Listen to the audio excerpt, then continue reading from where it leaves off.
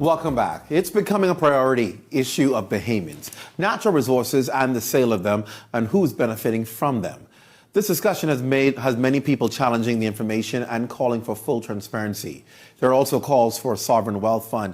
It's been speculated that there are enough natural resources that if sold, each Bahamian could probably be a millionaire. Tonight, a local organization of young people have taken on the challenge to investigate, document, and reveal their findings of what has been happening with our natural resources. The first is in a mini documentary on sand. Their findings quite telling. Please welcome my guest, founder of Bahamian Evolution, Charlotte Green, and director of the documentary, Lincoln Bain. Both of you welcome, and I say congratulations on an outstanding documentary. Charlotte, tell us about your organization and where did the mandate or idea come from to do what I understand will be a series of documentaries on various aspects of our natural resources? Well, good evening, Clint, and thank you for having me. The idea came from the fact that, there were times when we were protesting. Mm-hmm. We were protesting. And it came to my understanding that a lot of people were unaware of the reasons why we were protesting. Mm-hmm. So we thought that, I think we need to educate our people. We need to make them aware of exactly what it is that we are doing. And I realized that without the knowledge, without the education, persons will never understand what it is that we have in our country. I understand that you have a part of your team, a phenomenal group of talented young people who all put their resources together to make this happen. Yes, there is a group of young, talented, awesome persons. We have Cara Ellis, Ashley Colebrook, Lincoln Bain, and of course myself. We decided to come together to put this platform to educate and inform persons of what is actually going on in our country. We wanted to make them aware of our natural resources. We wanted to bring to their understanding of our Constitution and our laws, because a lot of people are unaware of their constitutional rights. How difficult was it in getting the information? Because for years we've been talking about this. No one has been able to tangibly find proof the way you were able to just follow the trail. How challenging was it? Clint, it wasn't challenging at all. Really? No, it wasn't. You just have to search, know what you're searching for, and read. Wow. Lincoln Bain, you're directing this film. You must have been impressed when you saw what they were doing and the idea behind what they wanted to do, and then you got involved.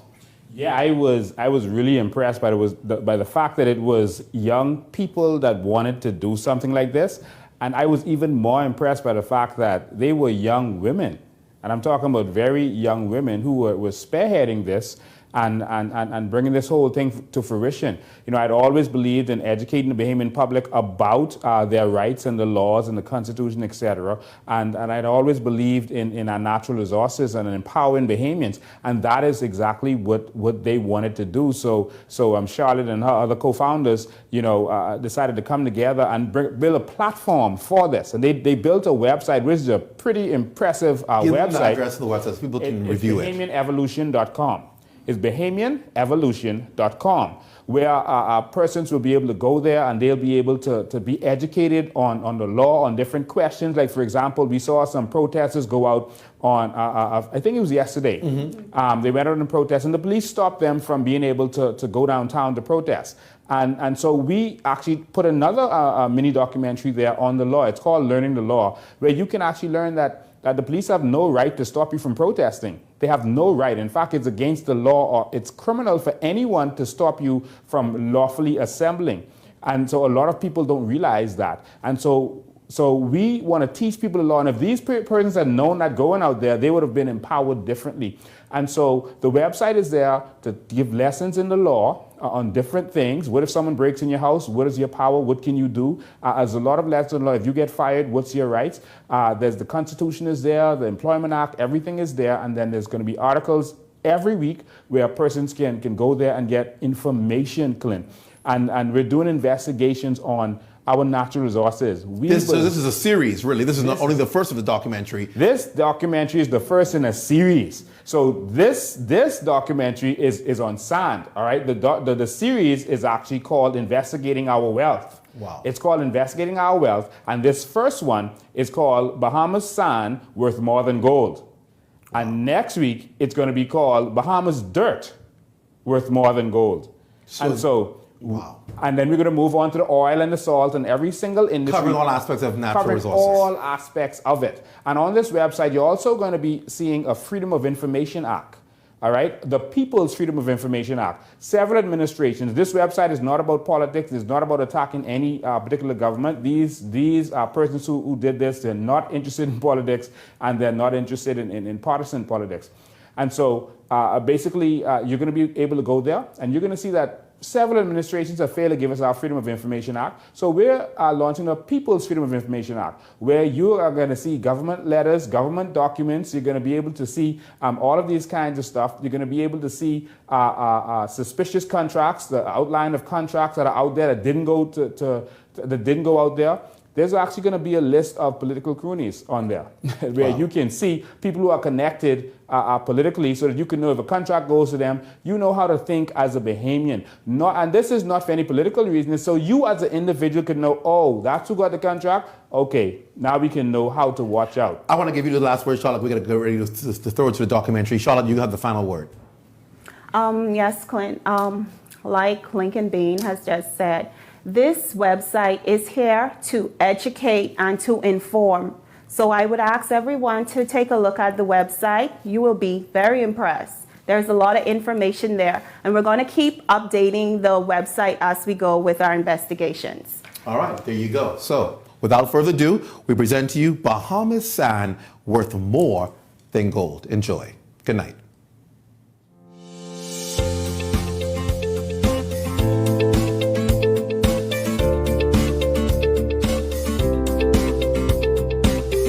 BahamianEvolution.com. Welcome to the new Bahamas. With the weekend lockdown underway, Bahamians are left to wonder what's next as the country continues to feel the impact of the COVID-19 pandemic. Good evening, everyone. I'm Clint Watson, and welcome to the show. You're now into the weekend lockdown. Well, anyone also questioning why construction has been allowed to continue during this lockdown? Y'all heard me. I said it correct. The Prime Minister specifically noted in his address that it will be allowed to continue. However, wasn't construction among the top 4 groups of community spread in the country? Health officials said workers were contracting the virus and carrying it home to their families, which was causing community spread. So the question then begs, why would this be continued with everything else locked down? What is behind it? Why the Prime Minister is actually allowing construction to continue, but then saying we're shutting down everything else to try and get this under control. But the one of the areas that have been cited by health officials to cause a concern that there is a community spread and that there is a cluster, a hotspot, is the construction industry. So again, why is construction being allowed, but especially here in New Providence, if it is a hot zone? On other islands as well, if it is a hot issue, why are you allowing construction to continue? But yet areas where there is no scientific data that it's causing increased cases are being shut down, are being stopped, are being spoken out publicly against. But the construction industry is allowed to continue.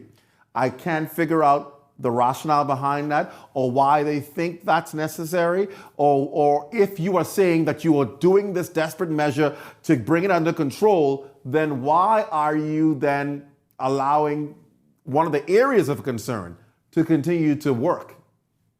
That I just don't get. But of course, there are a lot of things we've not been getting. Here's another issue that we have with this lockdown that we're now into, and that is my good people in Abaco. Abaconians are voicing their frustration over this weekend's lockdown. My God, how much could these people take? They say that although there has been a rise in cases on the island, which we know where it started from, right? We all know where it came from. The situation on Abaco makes it more difficult for residents to actually prepare. We're going to talk to a resident of Abaco. Joining me now from Abaco is a local resident, Crystal Williams. And Crystal, thank you for joining us, first of all, on the show and being a part. I can only imagine the frustration by Abaconians today as they raced earlier today to try and get whatever they could get before they're shut down until Tuesday. Make it make sense, Crystal. Does it even make sense for Abaco to be shut down until Tuesday? Good afternoon, and thank you for having me, Clint. At this particular venture, we, the people of Abaco ourselves, are lost. American Airlines has been allowed to come back into the country. They start their service tomorrow, but you won't have taxi drivers there to collect them. Again, you guys are closing, or you create a panic with the food stores. People here on this island don't have electricity, especially here in the central area, which is Dundas, Murphytown, Marsh Harbor, Spring City. Most of those persons do not have electricity, which means that they're running on generator from day to day. You're asking persons to now prepare for a 3-day lockdown, and nothing was given to them. This is just a slap in the face to the people of Abaco. Just continues to be a slap in the face. Then, to make matters worse, the Paw Patrol, the Royal Bahamas Police Force, is here on the island, giving tickets, pulling people on the side of the road. I've read in orders where it states that these things won't become effective until the curfew is finished, and they're still given a 30-day grace period. Then why are the police here just harassing instead of doing the job that they were hired to do? Secure the island. Persons shouldn't still have to be experiencing looting.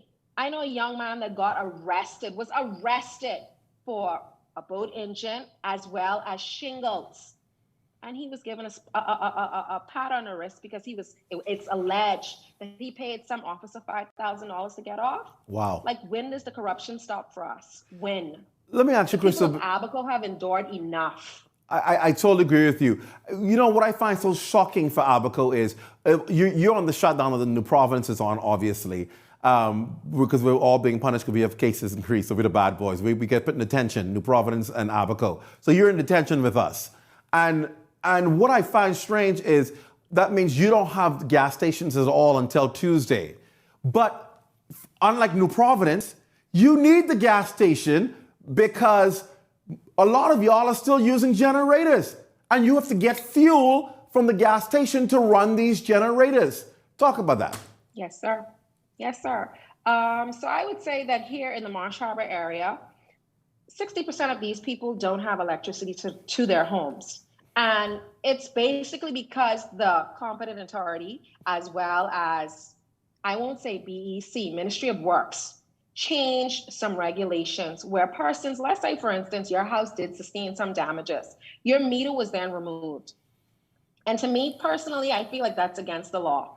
And now it's a mandate where persons have to either upgrade the panel boxes in their house, rewire their house, have all of the lighting that was damaged replaced. That takes money. And money that people don't have right now. These people in Abaco have not worked since the 1st of September of last year. This is 13 months later. And people are not, don't get me wrong, construction's going on, but let's be real. How many persons can actually go out there and do construction? True. So you have the minimal, like, okay, we're then subjected to high prices by Maxwell's. So Chad Sawyer's allowed to hike the prices up some 300% when it's supposed to be a trickle-down effect where persons receive the benefit of the doubt of not paying VAT, not paying duty, but you're not seeing that reflection on the shelf prices. It's ridiculous. So I don't understand the competent authority that seems to be very incompetent at this time. Like, does he actually sit down before going through all of these changes? Every time something happens, the people of Abaco have to voice their opinion and state that, no, this is wrong, this is incorrect, this needs to be addressed, this needs to be fixed. We're past child's play now. How often do residents have to fill those generators a week?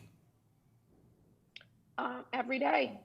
Every day, if you're using okay, for instance, Clint, let me show you the basics. I was on a generator for 2.5 months when I came home.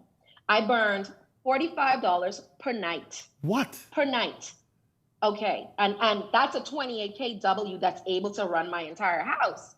But for persons that are on the regular 5,000, 9,000, it depends on the size of the generator that determines how many gas that you're going to use. But let's say that each person on a minimum right now is spending $20 per day burning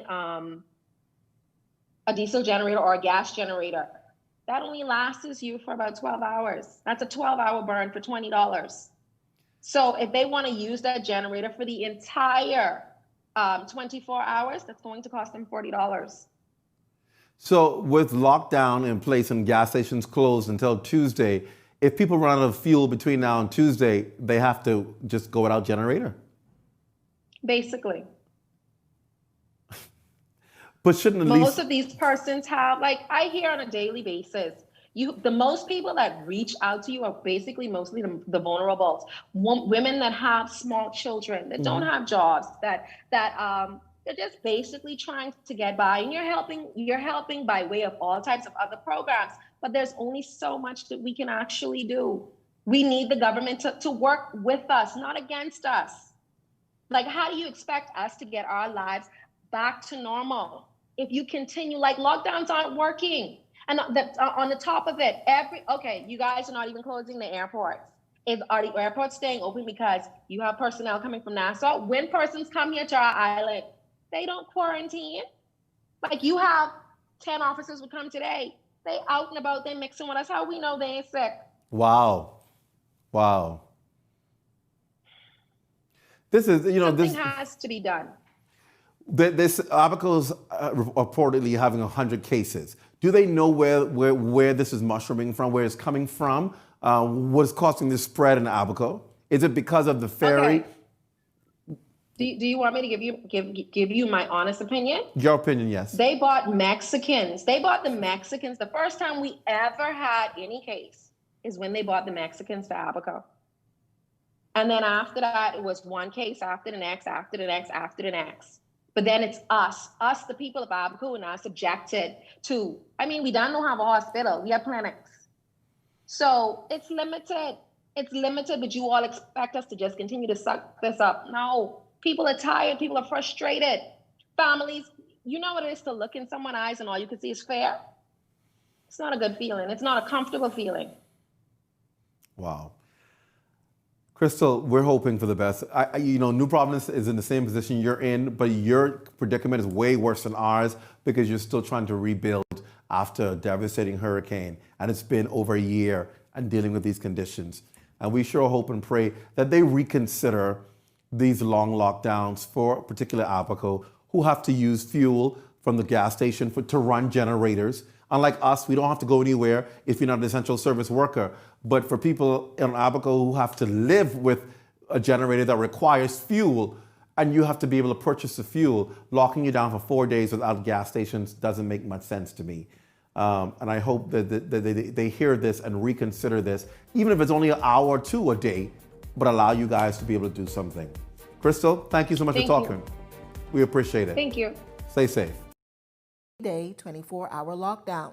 Our Francesca Brown has his story tonight. You take me for a clown when God bless me with that ground 11 years ago and they want to take this away. Well, I done tell them I go on my knees today. Oh, my dead body, I can feed my children. They can kill me out there. That's why I come into the public today to show them. 47-year-old Anthony Brown has been operating a snack stand on the corner of Farrington Road for 11 years. However, yesterday, Brown claims police officers shut him down because despite having a permit to operate on the property and a health certificate, Brown does not have the proper license to operate under the new emergency orders. They tell me they change things. They can change things overnight. Don't tell people they come on. I've been operating on the side on them people property, private property for a little while. I ain't on the road, on the government road. I am private property. And ain't nobody had problems with me for 11 years. Everybody love me. Everybody pull up. They buy the peanut. They give them a word of God. They want to have a blessing, put God first. You know what I mean? I trying to change my life. I don't want to go back. The devil had me. God done snatched me out of his hands. I pray to God I don't go back. I ain't gonna lie, that's why I want everybody to see what's going on. He's asking the public for help in helping him secure the license he needs. Help me, man. I just want people to help me because I don't believe it's right. I don't believe it's right. And I'm speaking up for the poor vendors out there too. We can't help. They say plenty of them, man. All these things they talking, but they got go up and down. But the people that don't have no money and no right, and then they go somewhere, no one give them nothing. They got take for these poor people, and everybody will try to help poor people. They try and lock down on their business or keep them down when it's wrong. I say, God, they help us. Help us, because poor people is God people, Lord. You who in heaven send us. Father. Brown says all he wants to do is to be able to work and provide for himself and his 3 children. I going back out there, and if they kill me, they kill me. You all just support me and help my family, please. That's all I want. When God snatched me on the devil land, and I see all my brothers them getting shot and killing all around me, I say it's time for me to get out because I didn't get shot 5 times. Because I ain't gonna lie, 3 different shootouts. And I ask God, I thank God for life to still be here. The witness to be a living testimony is there's a God. And I want all of them to know when I in low places, there's a God. Poor people are God live. I ask the people to help me. They close me down after I buy the pain is God's spell on me. I couldn't buy my taste for long time. I asked the public and my customers to help me. Roadside vendors must have a valid business license and a food handler certificate in order to operate. During a national address back in August, Prime Minister Dr. Hubert Minnis said that street vendors will be provided with financial grants to improve their operations and make them safer. Sancheska Brown, Eyewitness News. Well, in other news tonight, Atlantis employees in protest mode today, led by human rights group Operation Bahamas. The group marching across the Paradise Island Bridge, demanding that they be paid their severance packages as the hotel has remained closed for more than 6 months due to the ongoing pandemic. Our Janelle Longley has been following this story today. She joins me live on location from where it all transpired. Janelle, what can you tell us?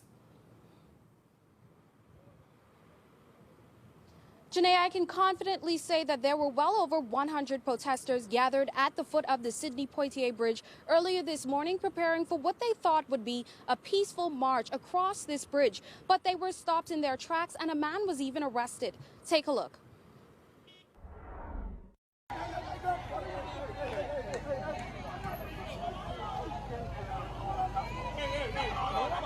This the people right here, no?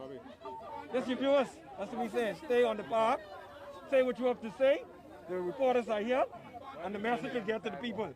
But we can't, because we don't have a permit, we cannot allow you all to block the sidewalk, block the road, march. That's all I say. So you can stay in the park and say what you have to say. And although it changed the plan, it did not muzzle the voices of many frustrated Atlantis employees. People won't go home. Let the people go home. Pay us. 22 years, and they know I open up the Royal Towers. All I want is my money. We have rent to pay. We have mortgage to pay. We have kids to go back to school. These people out here, some of them are sleeping in their cars. You can imagine living in a car. You can't even bathe. You can't do nothing in your car. You can imagine if you have 6 children like me. Right now, if we got these funds now, we can go ahead and do what we have to do. The bills never stopped. Nothing stopped. The food went up. I'm ready. I have a trade. I'm just tired. From being home from March, I've never seen a high blood pressure. Last week, Atlantis acknowledged this plea from employees, but pointed to the uncertainty of the time as to why they have been reluctant to do so. The march made its way to Parliament Square just as proceedings were ending, and some in attendance support the demonstration. I support them, not only because they are Bahamian, but because I recognize that we have not legislated on their behalf. We think that not everybody wants to leave, but those who do want to leave should have the opportunity to get their funds and get it now. Meantime, Tourism Minister Dionisio de Aguilar pleading with these employees to hold on just a while longer, as government talks with the resort are promising. We've relaxed the quarantine rules. Atlantis has indicated that they're very interested in considering an opening in the very short term. And so, to me, that's the best goal. According to the Bahamas Catering and Allied Workers Union President Darren Woods, the union has been advocating for just treatment of these workers during this time. But the decision these employees have made to sever ties is out of the union's hands. The union does not advocate for people to be made redundant, but if they make that choice, then the process is then falls in place.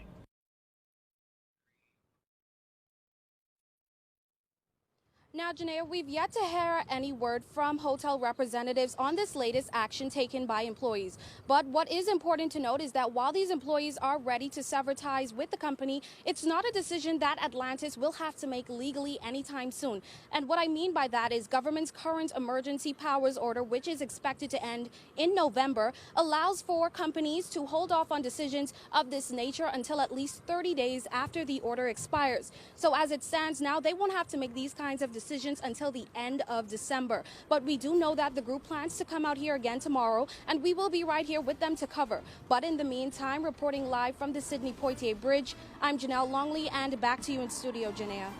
Thanks so much, Janelle. Our Janelle Longley reporting live tonight.